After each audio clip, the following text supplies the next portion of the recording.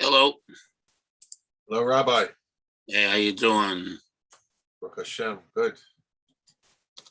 I wanted to just say something. You mentioned about the Parsha class. Yeah. I'm sorry I missed it last week. It's not No, but it's not just you. It just for whatever reason Thursday night hasn't. We haven't had too many people, so I'm doing the weekly twice and during the day, right. And I'm gonna figure something out for Thursday night because Thursday night is the other night that I do classes. No, but I wanted to say I would be interested in the Parsha class. I'm sorry I missed it up till now. No, I understand, but whatchamacallit? Yeah, if nobody else is interested, I understand. But I think it may be the time, it may be the fact that we have other options. Because, anyways, so let's see something. I just want to let you know I'm not voting against it. No, I understand. Okay. Yeah.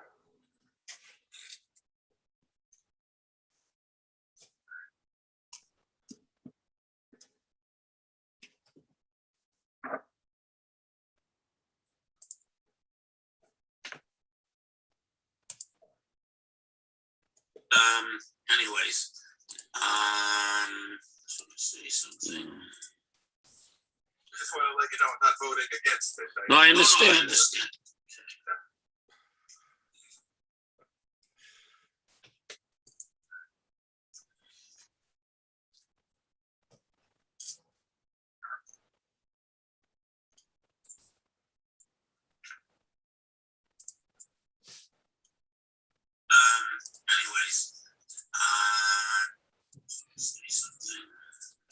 Yeah, I'm just playing around with with putting everything on both Facebook and YouTube at the same time without having to use multiple devices.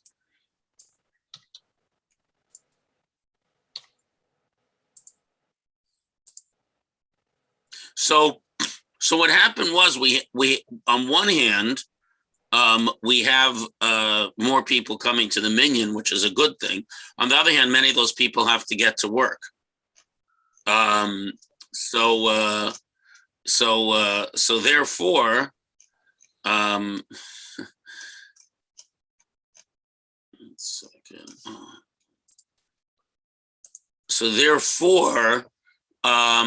the time of davening ending changed, and therefore the time of breakfast ending changed. So we're going to experiment because we're really finishing davening quite a bit earlier. So we're going to experiment now. When do you finish davening, Michael? You mean when I daven on time, or when you daven with the minyan or whatever? If I make it to the 6:30 minyan, then okay, well, 6:30 minyan is fine because we have a 7 minyan. Anyways, we're going to be moving the Talmud class to 8:20 because we're trying to also do it, in person, as you know. So next week you'll get an email from the shul this Friday that'll say the class it's 8:20 because today we had like almost 30 minutes between the end of breakfast.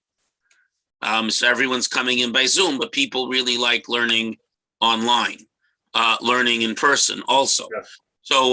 So because the minyan has become, it starts more on time and it moves a little bit quicker, we're going to be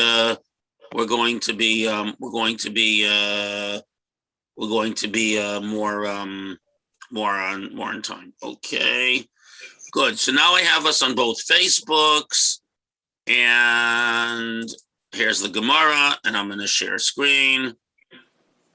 Okay, so we're 5b, section 10. That's what we're up to. Page 5b, section 10, and there's more Agadah.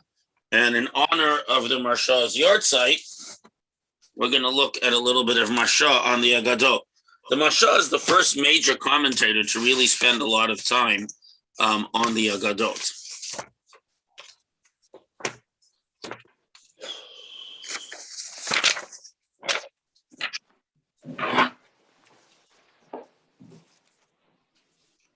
Hey, I'm at bet.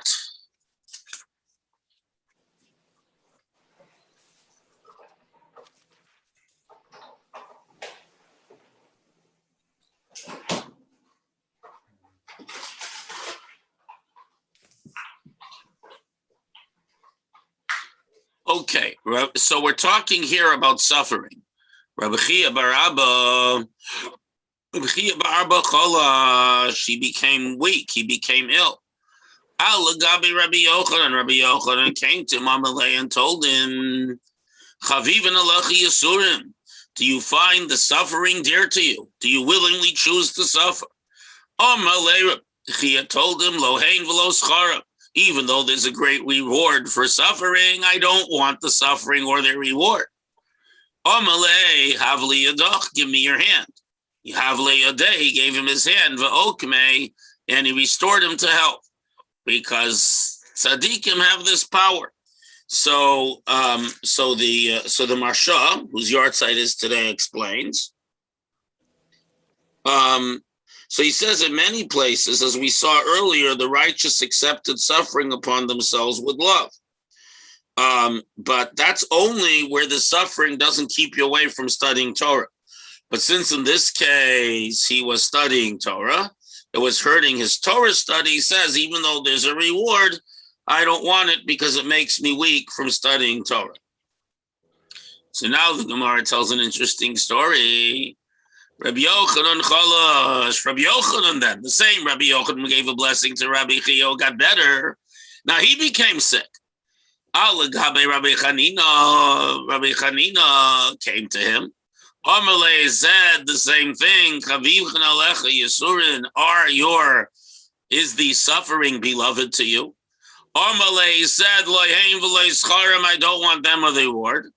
Amalei told him, Havli Yadach, give me your hand. Yavli Yadeh gave him his hand, and he restored him to health. So ask the Gemara, if Rabbi Yochanan could help Rabbi Chia, why couldn't he help himself? If he could restore Rabbi Chia to health, why couldn't he help himself? Ask the Gemara, why did he have to wait for Rabbi Chanina to come along? Lokim Rabbi Yochanan Lanafshi, let Rabbi Yochanan stand himself up. Amri, the Gemara says, a prisoner cannot release him from jail. Someone else can come along and pick the lock and get you out of jail. But you yourself can't get out of jail. Rabbi. So one minute.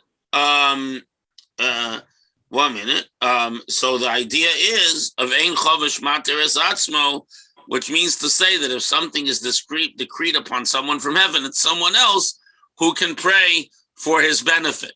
But any time a person is in difficulty, you need the help of others, whether practically or in prayer and so on. Yes, Yossel, you have a question. Well, the question is kind of general. I don't understand the whole premise. What is he asking him? Do you want to be inflicted? Because if you remember yesterday's Gemara, we had a whole discussion that people that sometimes God brings affliction on a person, and that brings them merit. That when you sort of power through this suffering, and you accept it upon yourself, it brings atonement and merit. So he asked him, "Do you want the merit? Do you want the zechut of the suffering?" He says, "No." But that's my point. What kind of saying is this? Do you like to suffer? What kind of a question? How do you ask a person, do you want to suffer? Because some righteous people want to accept suffering upon themselves for their atonement or the atonement of the Jewish people or whatever. We learned this yesterday. That sometimes... I look, okay, fine. To me, it doesn't make any sense at all. You ask somebody, you're going to get merit for suffering? What kind of merit do you get for suffering? When you suffer and you accept it upon yourself as an atonement for your sins or the sins of the Jewish people, that's a good thing. That's what we said. Well, okay, it's a philosophy that I'm not part of. Well, you got to think about it more. Yeah, there's no point in learning things if you don't learn new things, right? That's not. We only learn things that make us feel good. So, in other words, sometimes you're supposed to learn things that make you uncomfortable and bother you. That's something else.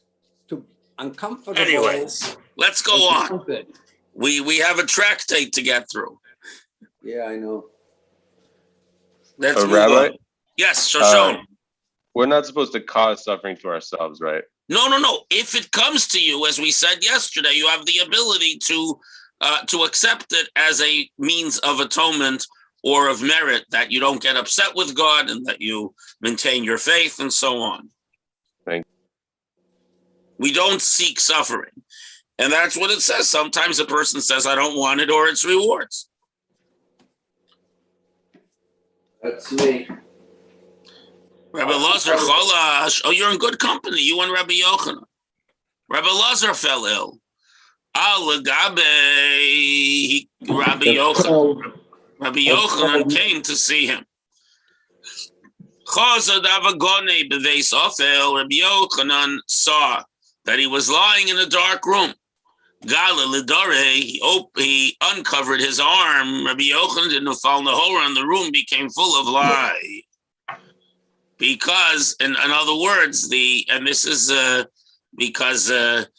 Rabbi Yochanan contained within him great spiritual light. This is a metaphor, by the way. It means to say that he brought with him, light. And Chazi Dava Kabachi, Rabbi Lazar, Sarah Bachi was crying. Amalei, my Kabaches, why are you crying? Imishum Torah Deloya Peish. If it's because you didn't study more Torah, we learned whether one does a lot or a little, and as long as you devote your heart to heaven. Some people are busy and don't have that much time to study Torah. Good morning, Bobby. And if it's because of sustenance, that you're having a hard time earning a living, not every time one merits to the two tables of wealth and of Torah. Not everyone is meant to be wealthy. And Rabbi Yochanan said, if you're worried about your children, so Dain Garma Dasara Bir, this is the tooth of my 10th son, that Rabbi Yochanan lost 10 sons, one after the other, and he had a tooth of one that he carried on to remind him of his suffering. It's great people will sometimes suffer greatly, and these are afflictions of love, that God challenges them to go through life, even in the midst of great tragedy, and retain their righteousness, or, as we said earlier, for the sake of the atonement of the generation.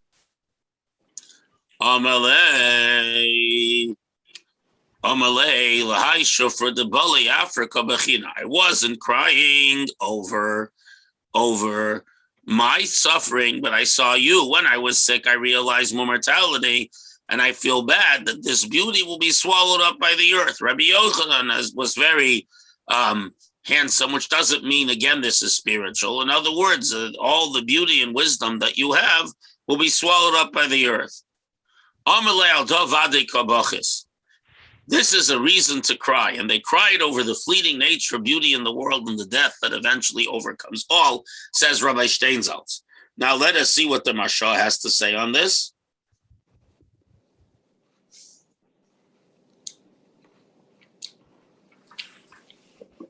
So the Mashah says an interesting thing. Even if Rabbi Yochanan was very handsome, why, say he was handsome. So he's a good-looking guy, so why cry over it?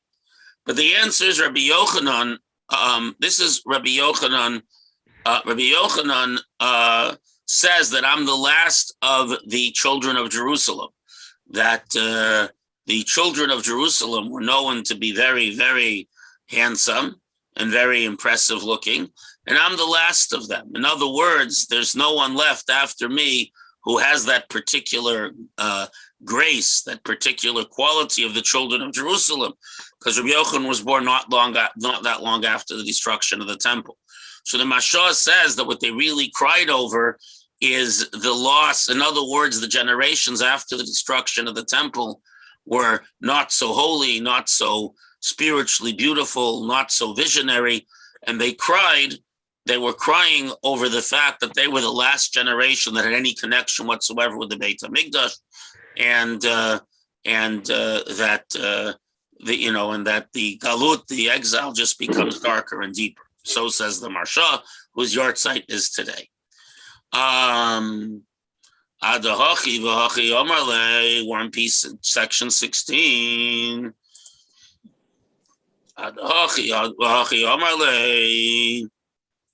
Meanwhile, Rabbi Yochanan said to him, Chavivin halachi yisurim, is your pain, are your pain beloved to Amalei? Same story, Lohem v'lescharm, I don't want the suffering or its reward. Amalei havli yadach, give me your hand. He gave him his hand and restored him to health. So the basic concept over here is that for all the wonderful things you can say about someone who remains steadfast in their faith and accepts their pain lovingly, it's also okay to say, I don't want this trouble, and pray and do whatever you need to get out of it. We don't see any value in affliction for itself, and whatever the spiritual benefits, if they take you away from the study of Torah and doing good deeds. Now we're going to learn about divine judgment. In other words, we're going to learn about how people accept God's judgment upon themselves without twitching. Now, Rav Huna was very wealthy, and he was in the wine business. Rav Huna tekifale arba mea done dechamr. This is in the Babylonian Talmud. This is the first generation. It's actually the second generation of rabbis of the Talmud, Rav and Shmuel's students. So approximately the year 300 to 350. This happened in Mesopotamia. Rav Huna tekifale arba mea dane dechamr.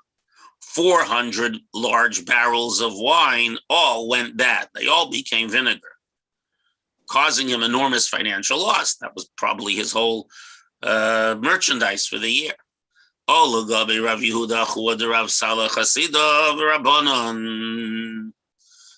Yehuda, the brother of Rab Salo, the righteous one, and the rabbis who were friends of Rab Chia, other people tell the story with Rav Ada bar Ava and the Rabbanon. They said, you had such a big loss. Maybe God is trying to tell you something. Again, maybe you should look into your deeds. As we said before, no one has the right to tell someone this happened but we can tell someone, look into your deeds and see if there's something that needs fixing. They said to him, am I then suspect in your eyes that I did something bad that brought this punishment upon me? They said, do you then suspect God of inflicting a harsh judgment without a verdict, without a reason for doing so? So, of course, this raises the question, when do you think that someone should look into their deeds, and when do we say that it is suffering of love? But anyways, good question. He said to them, if anyone has heard of something improper, let him say so. They said, yeah, we actually did hear something. How you bring it up? Now, I want to say something. That when we talk about saying to someone, you should, maybe this happened because, so we're talking about spiritual matters, about something between you and God, that's your business, and we don't know.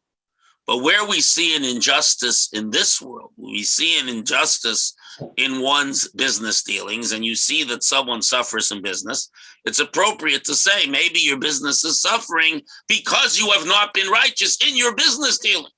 And here we're talking about his tenant farmers. In other words, the people who tended his vines, that according to the sages, Rav Huna wasn't being sufficiently nice to them. So they say, look, we can connect the dots. You have not been nice to your farmers who grow your grapes, so all your wine went bad. That's appropriate. Yeah, we heard something. That you don't give a share of your grapevines to your farmers, their tenant farmers. And ours is a sharecropper. And so you're supposed to, you get part of the harvest, but you're also supposed to give them some of their a portion of the vines planted to be theirs permanently. In other words, they get a share of the grapes, but they also get a corner of the vineyard for themselves. That was the custom.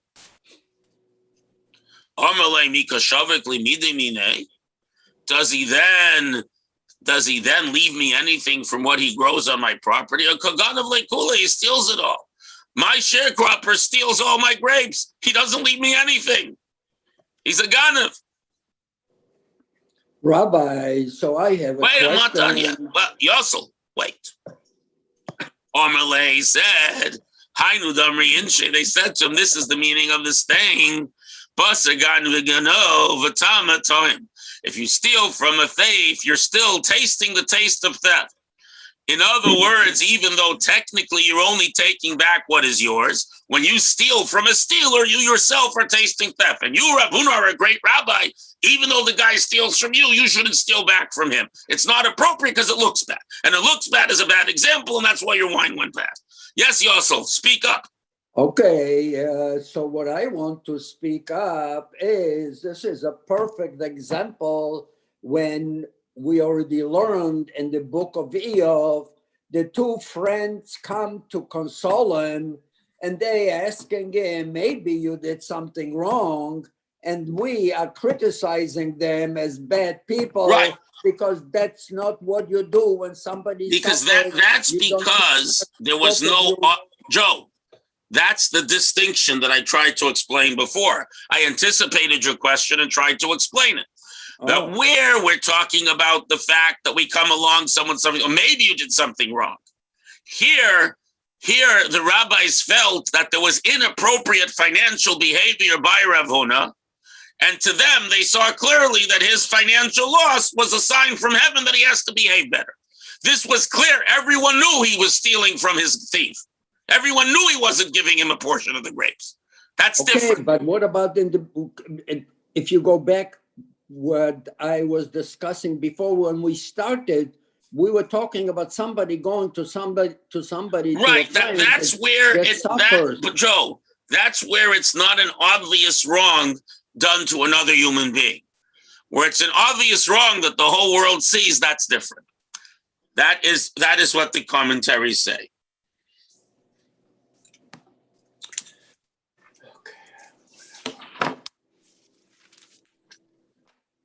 By Eov, if you read, Eov was very good. He gave charity. He was very moral and so on. With Eov, his friends came and said, Mistama, you did something wrong. Probably you did something wrong, right? But they had no indication. Here, they knew this was going on. They just wanted Rebbe Chia to admit it. This is different because it was obvious. Okay. Ika de Amri. So Amr Louis says, you know what, my friends, Kabil Nalai Dihavnale. Even though he's a thief, I have to set a better example, and I accept upon myself to give him his portion. Ika Damri, some say Hadar Chala Avachamr, some say the vinegar turned back to wine. Vika Damri Yakar Chala.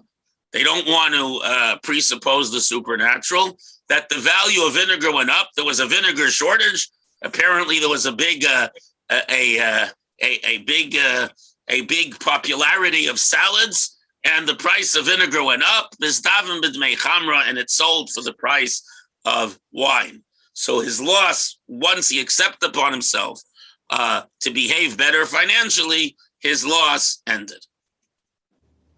Well, that's what's happening today. We have fancy. I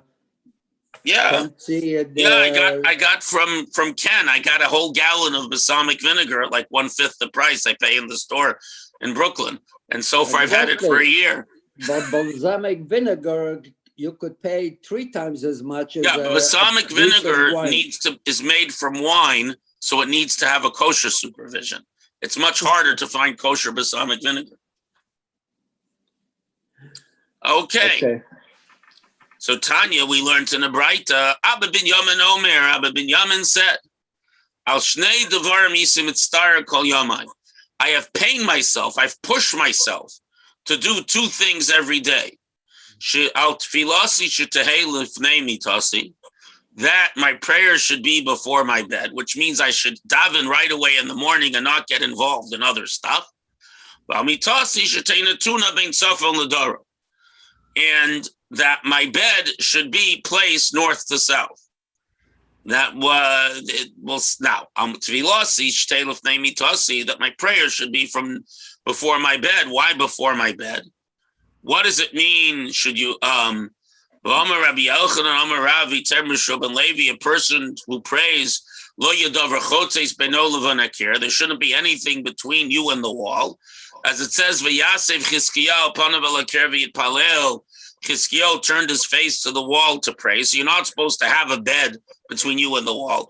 And if you're wondering in shul, any fixed object doesn't count. So since the chairs and benches are meant to be there, it's not a problem. But you're not supposed to have something between yourself and the wall that isn't part of the shul. And so if you're davening at home, you should face the wall and not have like a table or a bed in between you and the wall. Don't say in front of my bed, but say samach lemitasi, near my bed. I get up in the morning and I'll go daven. I don't do other things before. Why is my bed placed north to south? So this is in deference to the divine presence. Steinsaltz explains, which rests between east and west, the direction of the temple, because the Holy of Holies was to the west, while the main entrance was to the east. Therefore, the sages were careful not to perform actions inconsistent with that sanctity while facing east to west. And therefore, Abba Binyamin didn't sleep in a bed that faced east to west, because when you sleep, you don't have control over what you're doing. The Omer Rabbi Cham Rabbi Chanina and the name Rabbi Yitzchak and Mitase ben Safon Ladarm having lebanim zechar. Whoever places his bed north to south will be warded with male children, as it says, Utzfunecha tamale bitnam, your belly you fill with your treasure, Yisbon will have abundance to their babies. Because the word safon means north. So if you keep your bed north to south, you will benefit with children. Since a slight majority of babies born are female and infant mortality is higher among males, it's slightly less likely to have a boy than a girl, and therefore it's a special bracha to have a boy because it goes against the slight statistical change. Rav Nachum Yitzchak says, "Af inishto mapelas nefalim," his wife will not miscarry miscarriages, as it says, "It's funecha," those who literally means those that are hidden, but we read it as tzafo north. Tzunecha tamali bitnam, those who place their beds to the north. We read, shall their wombs be filled, and it says there, and their days were filled to be born. Just read and told out. Vine tomim bevitna. So we see that treasure and that to be filled relates to babies. So, and what this really means is that a person whose bed is with sanctity, who behaves with sanctity with regards to what they do in their bed, to the relationship between husband and wife, will merit children. Will merit children. And there's a Mashah here, I think.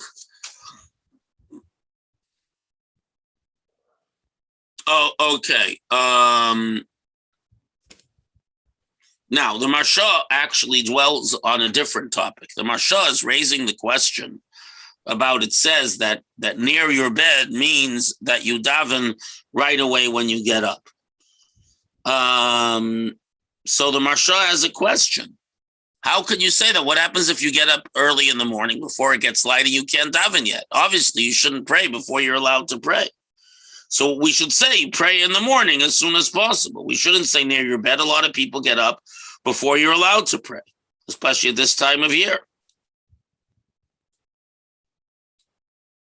So the Marsha suggests an alternate interpretation. It means to say that he recites the Shema of the night. In other words, he recites the Kriyat Shema Lamita, the Shema one says at night, right before he goes to sleep. So it's near his bed that he recites the Krishma Shalamita before he goes to sleep, and therefore everything he does at night is sanctified and holy. Okay, everyone, have a wonderful day, a great day, and we will see you, God willing, on Thursday morning. And we're still at 8:40 all week, but we will change it next week, probably to 8:20, because as we our schedule changed a little bit. Thank you, Rabbi.